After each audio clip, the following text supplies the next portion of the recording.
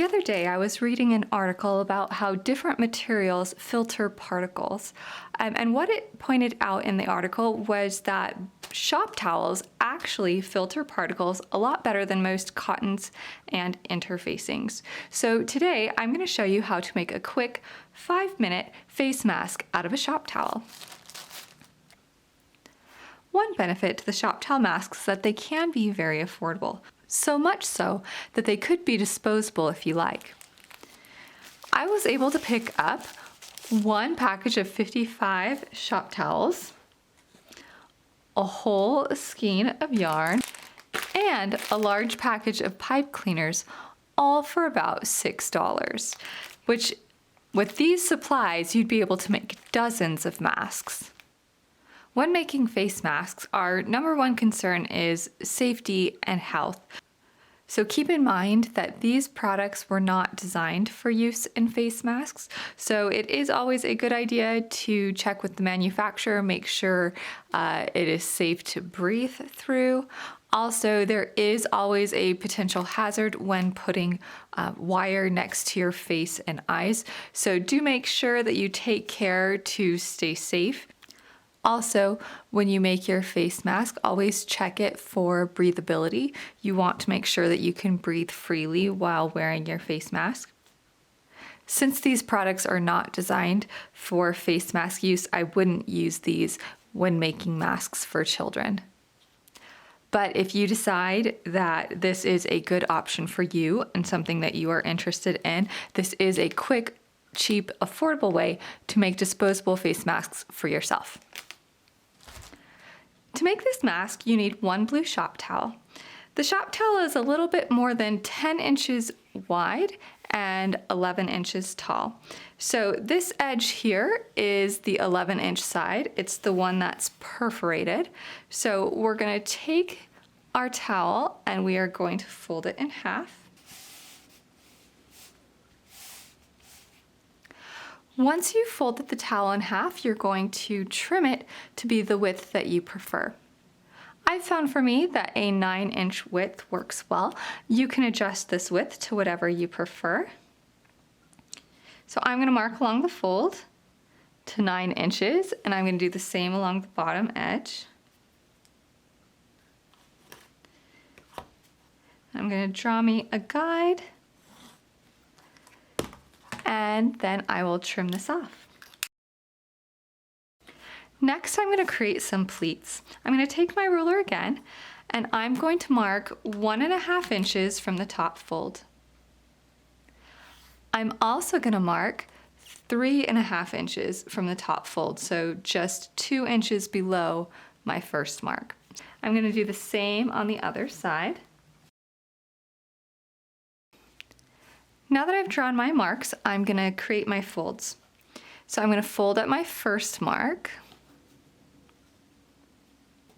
all the way across.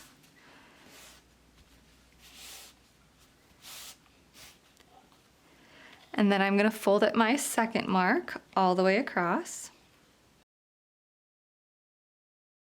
I'm going to pinch the folds to create my pleats. So I'm going to pinch the first fold and I'm going to bring it down so that it rests about 1/2 inch to about 5/8 of an inch above my second fold. And I'm going to clip this in place.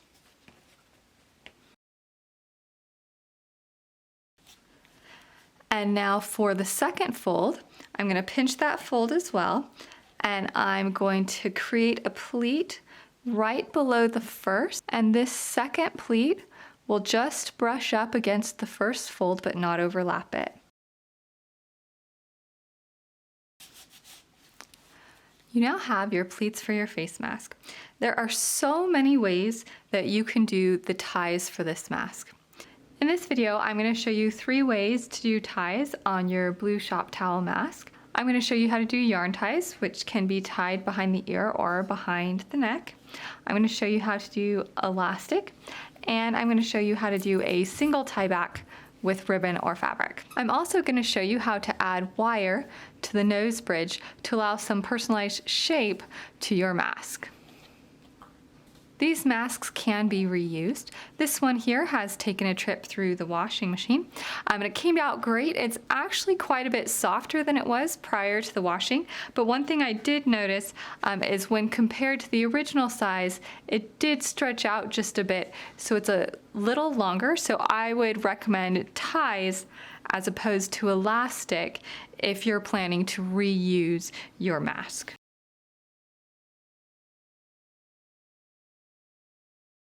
And again, you may need to adjust this for sizing depending on what works best for you. For the elastic, what I like to do is I like to grip my elastic about 1/2 inch from the end. I'm going to take my elastic and I'm going to slide it in between the 2 layers of the towel all the way up to my grip, so all the way up to where I'm pinching it with my fingernail. I'm going to hold it with my other finger and clip in place. I'm going to then take the other end of the elastic, do the same thing, grip it 1/2 inch from the end, and slide it in between the 2 layers of the towel, all the way up to my grip.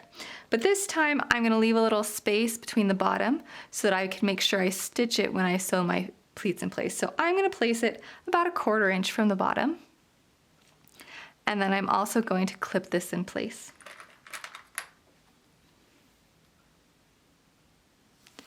And I'm going to repeat for the other side.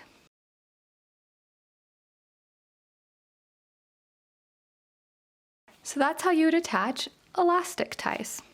Next, let me show you how to do the same thing with yarn ties. I really like yarn ties. They're not as durable as some of the other options, but neither are shop towels. So it's kind of a good combination. And I like them because they're super lightweight.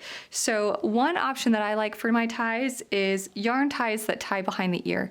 You do want soft yarn so it's not scratchy. And the first thing you do is tie a knot close to the ends of your pieces of yarn. And for ties that go behind your ear, I like pieces of yarn that are about 10 to 12 inches long. For yarn ties that tie behind your head or behind your neck, I prefer them longer, about 16 to 18 inches.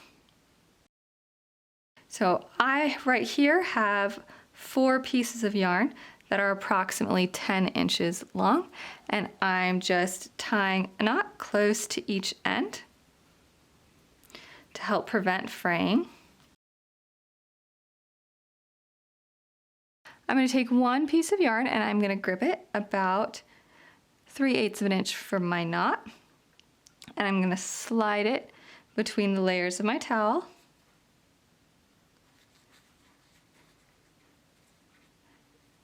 And I want the knot to be at least 1/4 of an inch or more away from the edge.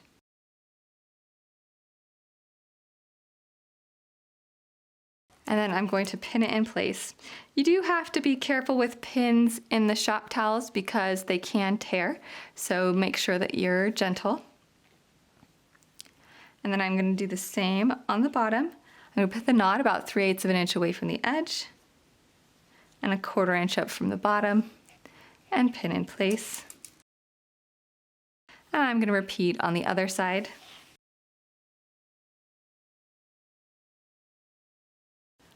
My yarn ties are attached. The next option for ties is ribbon. So I have 4 pieces of ribbon here. Again, you can use ribbon to tie behind the ears, tie behind the neck, or to do a single back tie as demonstrated in my other video linked below. So I like to do the single tie back, which is what I'm going to do for this one. So I've got 2 pieces of ribbon cut at 7.5 inches and then 2 pieces of ribbon cut at about 15 or 16 inches. I'm going to grab one of my short pieces of ribbon and I'm going to grip it 1/2 inch away just like I did for the elastic. Slide it in between the layers of towel and clip in place. I'm going to curve the other end of the ribbon. I'm going to place it between the layers of towel 1/4 inch above at the bottom and clip. And I'm going to repeat on the other side.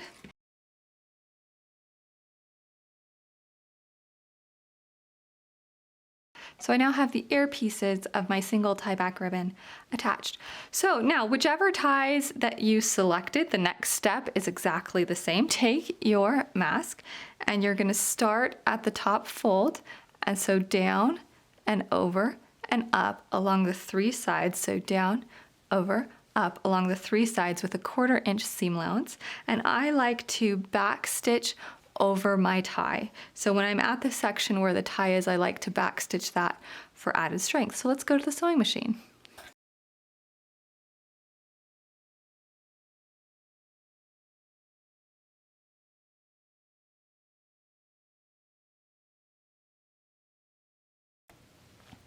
If you made the single tie back face mask, the next thing you want to do, take your long piece of ribbon, slide it through the loop of your earpiece ribbon so that it extends about 3/8 of an inch to a 1/2 inch. Fold the end under to touch the ribbon, so about 1/4 of an inch or so. Then take the rest of the ribbon and fold it back and clip in place. This creates a nice channel for the rest of your ribbon to slide through. So you can see how it's kind of tucked under there. Go ahead and clip it in place. And again, we're gonna be sewing on the ribbon right here next to the fold with about 1/8 of an inch seam allowance. You just want to make sure that you catch that fold in place and stitch it to the ribbon. So let's head to the sewing machine.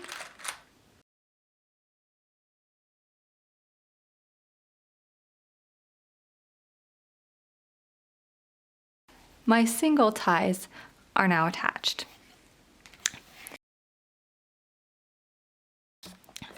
If you'd like to add a channel for some wire, go ahead and turn your mask right side down so that you're looking at the back. You'll want your ruler, and we're going to mark 7 inches. So from the center of the mask, which is going to be 4.5 since mine is 9 inches long, then I'm going to go 3.5 inches each way.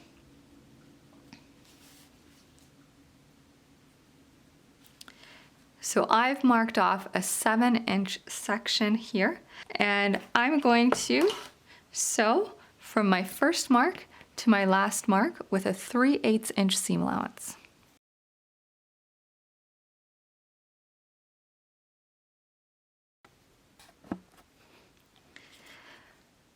Now that I've added my stitching, I'm going to use my seam ripper to cut a tiny hole. So on the wrong side, just before my mark, so about 1/4 inch away from the end, I'm going to use my seam ripper to create a little tear in the towel. I'm not going to tear through the front side. I'm only going through a single layer, so you do want to be careful. So I'm going to slide my seam ripper in through 1 layer of towel. I'm going to check to make sure it's only going through 1 layer. And I'm going to go up about 1/4 of an inch and slide. So now I have a little opening there. And I'm going to do the same on the other end, about 1/4 inch before my mark. Just going to slide my seam ripper in through 1 layer.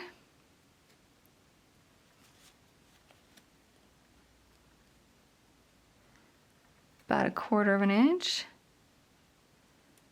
And slide. And you can also do this with a little pair of very sharp scissors. That works well. And to add the wire, now this fabric isn't that sturdy. It is just a shop towel, so you don't want anything that's going to poke through on its own. So what I'm using is a pipe cleaner, and I'm going to fold my pipe cleaner in half.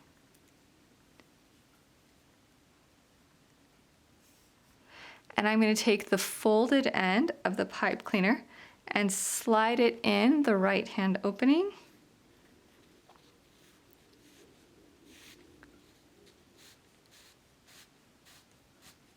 Towards the left hand opening.